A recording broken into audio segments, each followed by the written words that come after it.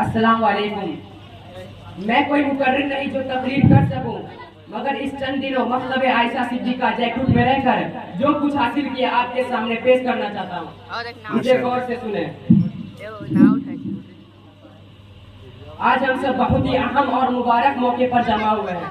वह है 15 अगस्त, यानी हिंदुस्तान के यूं में आजादी के दिन हमें हर साल इस बात की याद दिलाती है कि हमारे वतन को अंग्रेजों की गुलामी से आजादी हासिल किए गए कई साल गुजर चुके हैं। हमारे वतन को अंग्रेजों के हाथ आजादी के हासिल किए गए कई साल गुजर चुके हैं। मोहतरम हज़रात, हिंदुस्तान में अगर उलमाए किराम हिस्सा ना लेते तो यह हिंदुस्तान आजाद ना हो पाता। हिंदुस्तान में अगर उलमाए किराम हिस्सा ना लेते तो यह हिंदुस्तान आजाद ना हो पाता।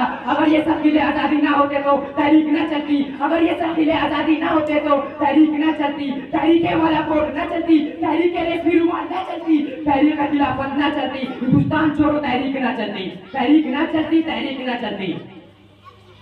उलमाए किराम ही ने अपने खूनी जिगर से उलमाए किराम ही ने अपने खूनी जिगर से अपने आजादी की हिमाबंदी की है और परवान चढ़ाया है और सरजे आजादी को सींचा है।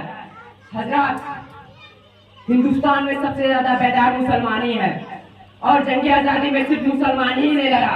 इसके बाद अंग्रेज मिस्टर थॉमसन कहते हैं कि मिस्टर थॉमसन अपने याददाश्त में लिखते हैं कि अंग्रेजों की अपने याददाश्त में लिखते हैं कि सन 1864 से लेकर 1867 तक अंग्रेजों ने उलमाए किराम को खत्म करने का फैसला कर लिया। मिस्टर थॉमसन कहते हैं कि दिल्ली की चांदनी चौक से लेकर खैबर तक की ऐसी कोई दरख्त ना हो कि उलमाए किराम की गर्दनें ना लटकी हुई हो।